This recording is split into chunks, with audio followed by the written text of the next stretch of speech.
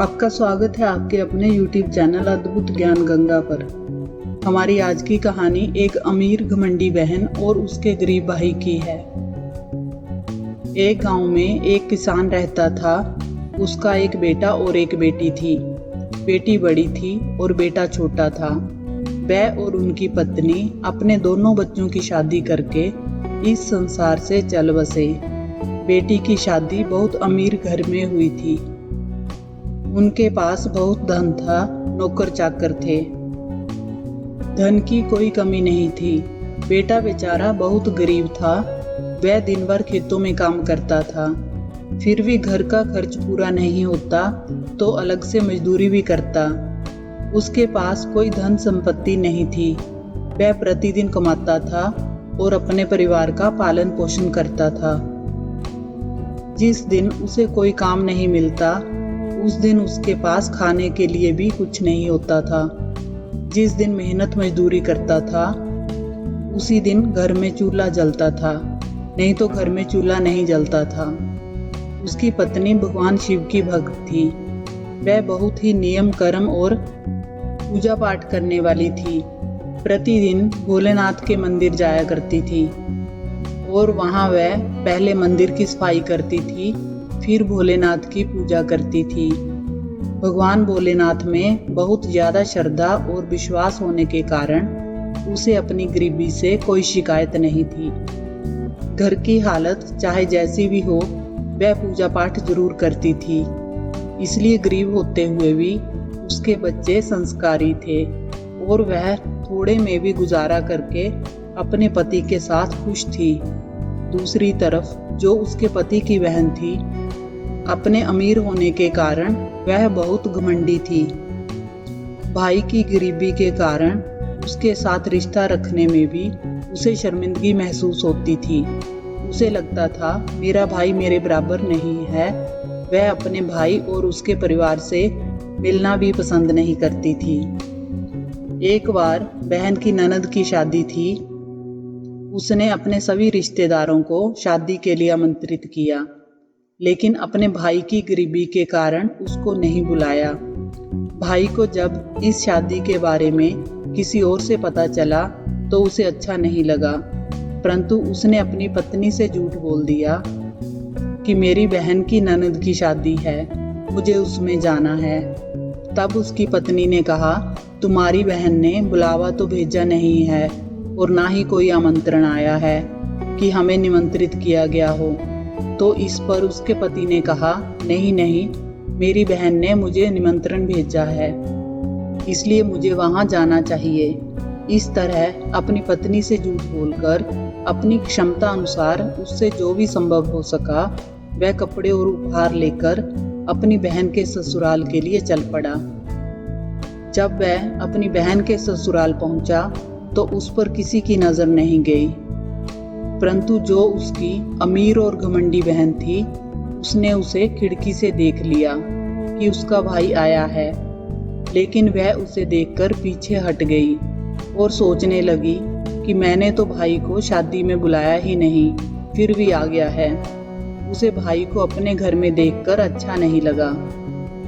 तभी उसकी देवरानी ने उसके भाई को देख लिया और वह दौड़ी दौड़ी अपनी जेठानी के पास गई और उसे कहने लगी, दीदी दीदी, तुम्हारा भाई आया है। तब वह अपनी देवरानी से कहने लगी कि द्वार पर मेरे जेठ ससुर बैठे हैं, इसलिए मैं नहीं जा सकती।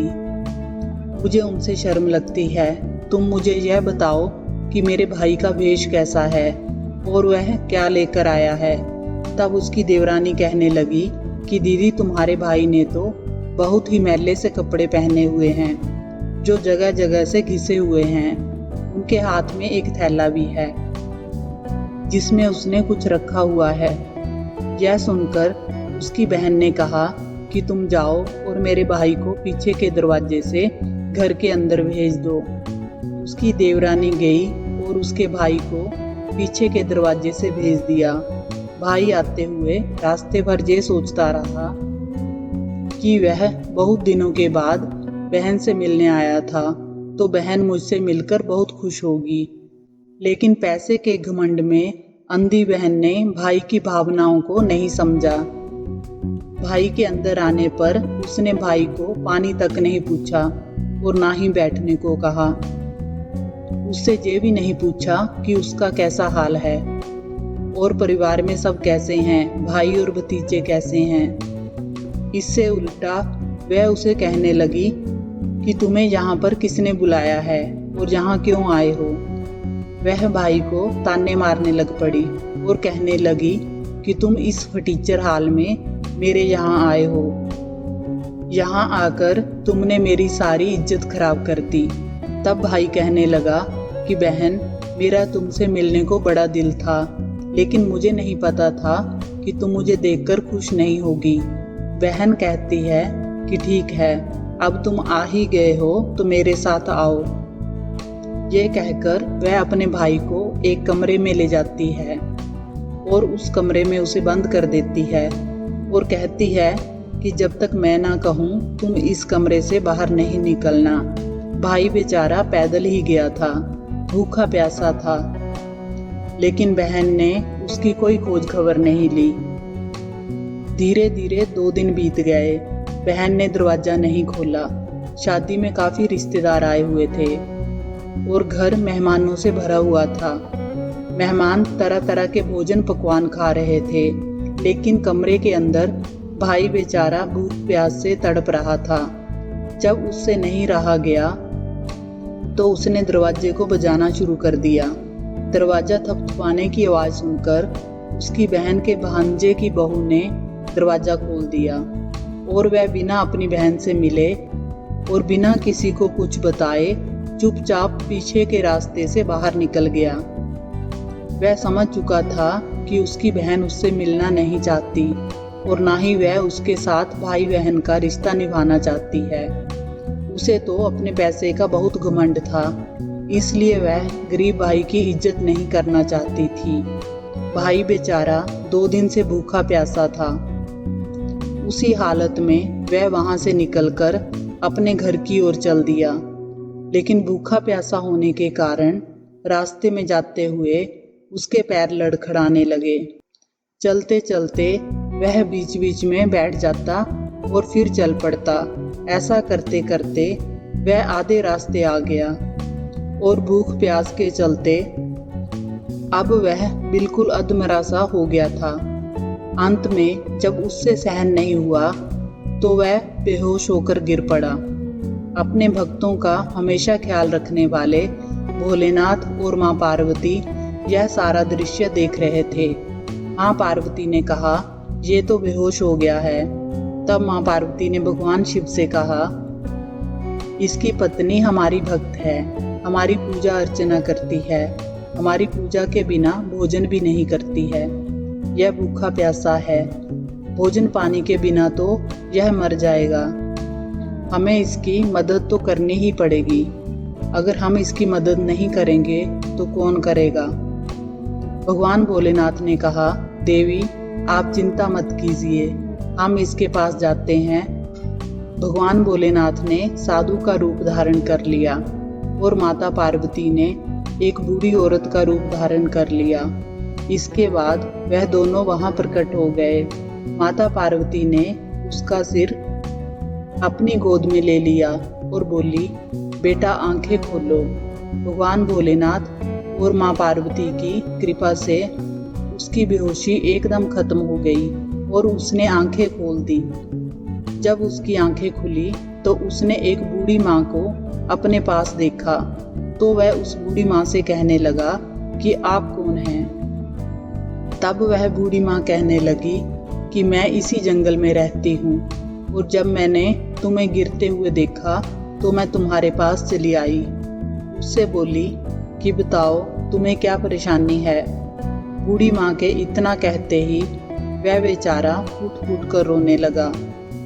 माता पार्वती ने उससे पूछा, बेटा क्या हुआ, तुम रो क्यों रहे हो। तब वह माता से कहने लगा कि मैं अपनी बहन से बहुत प्यार करता हूँ। मेरी बहन की ननद की शादी थी, उसने मुझे शादी में नहीं बुलाया, लेकिन मैंने भाई होने के नाते जाना जरूरी समझा। मैंने जैसे तैसे किसी से पैसे उधार लेकर जो भी मुझसे संभव हो सका वह लेकर मैं अपनी बहन के घर गया। लेकिन मेरी बहन ने मेरे साथ कैसा व्यवहार किया मैं किसी को बता भी नहीं सकता। इसके बाद उसने सारी आपबीती उस बूढ़ी माँ को सुना दी। वह रोने लगा और कहने लगा कि जब मैं घर जाऊंगा तो मेरे बीवी बच्चे पूछेंगे कि आप शादी में गए थे, वहां से क्या लेकर आए हो। मैं अपने बच्चों को क्या जवाब दूंगा, यह सोचकर ही मेरी जान निकली जा रही है। यह सुनकर बूढ़ी माँ ने कहा कि बेटा चिंता मत करो, थोड़ी दूर हमारे साथ चलो, वहां पर मेरा बगीचा है। बगीचे में तरबूज और ककड़ी लगे हुए हैं। तुम तरबूज और ककड़ी तोड़ लो और अपने थैले में भरकर अपने घर ले जाओ। तब वह बोला, हाँ माँ, यह ठीक रहेगा। उस बूढ़ी औरत की बात मानकर उसने अपने थैले में तरबूज और ककड़ी तोड़कर भर लिए और घर की तरफ चल पड़ा। वह अपने घर पहुंचता है तो उसके बीवी बच्चे भाग कर आते हैं। उसके बच्चे सोचते हैं जरूर पिताजी कोई अच्छी चीज लेकर आए हैं। उनका थैला भरा हुआ दिखाई दे रहा है। बुआ तो बहुत पैसे वाली है, इसलिए बुआ ने हमारे लिए जरूर कुछ अच्छे उपहार भेजे होंगे। यह सोचकर बच्चे अपने पिता को घेर लेते हैं। उसकी पत्नी भी हाथ में पानी का गिलास लेकर आती है और कहती है कि दीदी ने ऐसा क्या दे दिया है कि थैला भरा हुआ है। अब वह बेचारा अपनी पत्नी को क्या बताता। वह कहने लगा कि जो भी दिया है वह सब इस थैले में ही रखा है। ये कहकर वह वहां से बाहर चला जाता है। उसकी बीवी थैले को खोलती है तो देखती है कि उसमें एक तरबूज और ककड़ी रखे हैं जो बिल्कुल सोने की तरह दिखाई दे रहे हैं। यह देखकर वह बहुत आश्चर्य में पड़ जाती है कि ननद ने तो बहुत ज्यादा दे दिया है। उससे अपने भाई का दुख और गरीबी देखा नहीं गया होगा, इसलिए ननद ने इतना ज्यादा दे दिया है। वह जब तरबूज काटने लगी तो उसमें क्या देखती है कि तरबूज में बीजों की जगह हीरे मोती चमक रहे हैं। जब उसका पति घर आया तब वह उससे कहने लगी कि यह दीदी ने क्या दे दिया है। उसका पति यह सोचकर शक पका गया कि अब उसकी पत्नी कहेगी कि शादी में तो लड्डू, पेड़ा, बर्फी जैसी चीजें मिलती हैं और तुम यह खीरे और तरबूज लेकर आए हो। वह कहने लगा कि ऐसा क्या भेज दिया है, मैंने तो देखा नहीं है। तब वह बोली कि जरूर दीदी को तुम पर दया आ गई होगी। देखो उन्होंने हमारे लिए कितना धन भेजा है। इतना धन भेजने की क्या जरूरत थी। जरूर उनसे अपने भतीजे और भाई का दुख देखा नहीं गया होगा। हमारी ननद कितनी अच्छी है, उन्होंने हमारा दरिद्र ही दूर कर दिया। इस तरीके से वह बहुत पैसे वाले बन गए। अब काफी दिन हो गए थे। उस गरीब भाई ने यह राज अपनी पत्नी को नहीं बताया। भाई ने अपनी पत्नी को नहीं बताया तो पत्नी के मन में तो यही था कि हम ननद की वजह से ही पैसे वाले हुए हैं। उधर उसकी ननद तो अमीरी के घमंड में चूर थी। उसने कभी यह जानने की कोशिश भी नहीं की कि मेरा भाई मुझसे बिना मिले भूखा प्यासा जहां से गया है वह कैसी हालत में होगा। उससे तो उसे कोई लेना देना नहीं था। उधर भाई की पत्नी उस पर जोर देकर कहने लगी कि जब हमारी दीदी ने हमारे लिए इतना किया है, तुम्हारी बहन जब तुम्हें इतना चाहती है तो तुम जाओ और उसे कुछ दिन के लिए यहाँ लेकर आओ। वह भी कुछ दिन अपने मायके घूम जाएगी। तब उसका भाई कहने लगा ठीक है, मैं अपनी बहन को लेने जाऊंगा। अब भाई के पास भी काफी पैसे थे। वह अच्छे कपड़े पहनकर तैयार हुआ और बहन के लिए अच्छे अच्छे उपहार खरीदे और यह सब लेकर अपने बहन की ससुराल की तरफ चल पड़ा। जब वह अपनी बहन के घर पहुंचा तो उसकी देवरानी ने उसे देखा तो वह भागकर उसकी बहन के पास गई और अपनी जेठानी से कहने लगी, दीदी तुम्हारा भाई आया है। तब फिर वह घमंडी बहन कहने लगी कि मेरा भाई आया है तो किस वेश में आया है। उसकी देवरानी कहने लगी, तुम्हारा भाई तो रेशमी बस्तर पहने हुए हैं। और काफ़ी सारे उपहार लेकर आया है। तब वह कहने लगी कि दरवाजे पर मेरे जेठ ससुर बैठे हैं, इसलिए अपने भाई से मिलने मैं ही जाऊंगी। और वह दरवाजे पर आती है और भैया भैया कहकर अपने भाई को घर के अंदर ले जाती है और उसका आदर सत्कार करती है। यह देखकर उसका भाई सोचने लगा कि बहन में कितना बदलाव आ गया है। जब मेरे पास कुछ नहीं था तो बहन ने मुझे पानी तक भी नहीं पूछा, और आज मेरे पास धन दौलत है तो मेरी बहन मेरी कितनी खातिरदारी कर रही है। लेकिन उसने ये सब मन में ही रखा। फिर वह अपनी बहन से बोला कि बहन, तेरी भाभी बहुत जिद कर रही है और कुछ दिन के लिए तुझे वहां बुला रही है।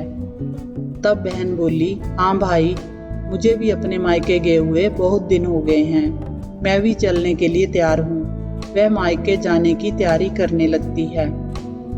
जब घमंडी बहन अपने भाई के घर आती है तो अपने भाई का घर परिवार और उसकी शानो शौकत को देखकर उसकी आंखें फटी की फटी रह जाती हैं। उसकी भाभी उसका बहुत आदर सत्कार करती है और बहुत सेवा करती है, क्योंकि उसे तो यही लगता है कि अपनी ननद की वजह से ही वह इतने अमीर हुए हैं, पैसे वाले हुए हैं और उनके दुख के दिन बीत गए हैं। वह तो इसका सारा श्रेय अपनी ननद को ही देती थी। वह मन से यह मानती है कि मेरी इस ननद ने हमारी मदद की है, इसी ने हमें सोने के तरबूज और हीरे मोती भेजे हैं। अगर मेरी ननद धन नहीं भेजती तो हम लोग ऐसे ही गरीब रहते। यह सोचकर अब वह अपनी ननद की हर मुराद पूरी करती है। उसकी ननद कहती है कि मुझे ये साड़ी खरीदनी है और मुझे यह लेना है। जो भी वह फरमाइश करती उसकी भाभी उसे वही दिलवा देती और बहुत खुश होती कि चलो, मैं अपनी ननद की फरमाइश तो पूरी कर रही हूँ। अब ननद का वापस अपने ससुराल जाने का समय आ गया तो भाई बोला, ठीक है, बहन को विदा तो करना है, लेकिन मैं बहन के लिए एक जोड़ी जूती बनवाना चाहता हूँ। वह एक मोची के पास गया और मोची से उसने कहा कि भैया, एक जोड़ी बोलने वाली जूती बना दो। मोची बोला, ठीक है, मैं बना देता हूँ। मोची ने कहा कि भैया, बोलने वाली जूती बनाने के लिए 1-2 दिन का समय लगेगा। उसने कहा कि ठीक है। वह घर आया और अपनी बहन से कहने लगा कि बहन, 1-2 दिन और रुक जाओ, फिर तुम चली जाना। 1-2 दिन तो तुम और रुक ही सकती हो, तब तक जूती भी बनकर आ जाएगी। उसकी बहन बोली, ठीक है भैया, मैं रुक जाऊंगी। 2 दिन बाद जब वह जूती बनकर आई तो उसे देखकर बहन बहुत खुश हुई। जूती पर बहुत मीनाकारी और कढ़ाई की हुई थी, उस पर हीरे मोती लगवाए हुए थे। यह देखकर बहन बहुत प्रसन्न हुई। जब वह जूतियां पहनती तो उस जूती में से आवाज आती कि गरीब का कोई रिश्ता नहीं होता, गरीब का कोई रिश्तेदार नहीं होता, बहन भाई का रिश्ता भी अमीरी और गरीबी का होता है। और बहन ने तो भूखे प्यासे भाई को घर से लताड़ दिया। जब भी वह जूती पहनती तो जूती में से यही आवाज आती कि गरीब का कोई रिश्ता नहीं होता, कोई रिश्तेदार नहीं होता, बहन भाई का रिश्ता भी अमीरी और गरीबी का होता है। और बहन ने तो भूखे प्यासे भाई को घर से लताड़ दिया। इस तरह से जूती तरह तरह की बातें बनाती। जूती की यह बात उसके भाई की पत्नी ने सुन ली। वह अपने पति से कहने लगी कि ये जूती क्या कह रही है, मेरी तो कुछ समझ में नहीं आ रहा है। तब उसका पति कहने लगा कि यह तो जूती है, जैसी मोची ने बना दी वैसी बन गई, लेकिन ये क्या कह रही है यह मुझे नहीं पता। बहन का अपने घर के लिए विदा होकर जाने का समय आ गया। जब बहन विदा होकर जाने लगी तो उसको भी महसूस होने लगा कि उसके भाई और भाभी ने उसके साथ कितना अच्छा बर्ताव किया है। अब उसे अपने किए पर थोड़ा पछतावा भी हो रहा था। जब बहन विदा होकर चलने लगी तो उसने फिर से वही जूती डाल ली। जैसे ही वह चलती, जूती बोलने लगती कि गरीब का कोई रिश्ता नहीं होता, गरीब का कोई रिश्तेदार नहीं होता, बहन भाई का रिश्ता भी अमीरी और गरीबी का होता है और बहन ने तो भूखे प्यासे भाई को घर से लताड़ दिया। अमीर बहन और गरीब भाई का कोई रिश्ता नहीं होता, कोई रिश्तेदार नहीं होता। अब बहन के दिल में भी पछतावा होने लगा कि मैंने अपने भाई के साथ कैसे बर्ताव किया और इतना कुछ होने के बाद भी यह लोग मेरे साथ इतना अच्छा बर्ताव कर रहे हैं। अब उसके दिल में इस बात को लेकर बहुत पछतावा था और वह अपने ससुराल आ गई।